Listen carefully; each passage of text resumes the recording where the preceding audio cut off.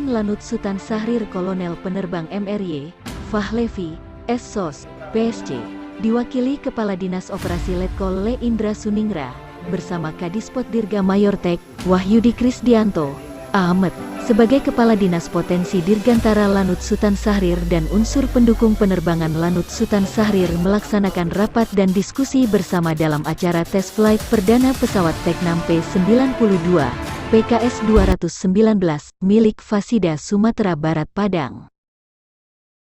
Kadispot Dirga Lanut Sutan Syahrir juga merupakan salah satu atlet di bidang aerosport, menyampaikan Fasida Sumbar sendiri sekarang memiliki 3 jenis pesawat yaitu Trike, Paramator, dan terbaru fixed wing jenis Teknam P-92, PKS-219,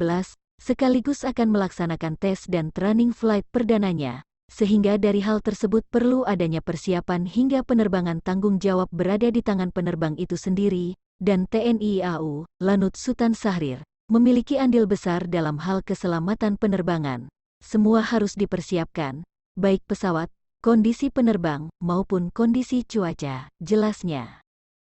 Sementara Kasibes Operasional Disops Lanut Sud Kapten Le Suharisman menekankan, rencana penerbangan diinformasikan sebelum atau selama melaksanakan giat penerbangan harus bersinergis dan berkoordinasi dengan meteorologi terkait data-data cuaca dalam memberikan informasi penerbangan terhadap pesawat yang berada di daerah latihan, training area, dari melaksanakan briefing dan menyiapkan personel serta peralatan penerbangan terjadwal untuk kelancarannya, ujarnya.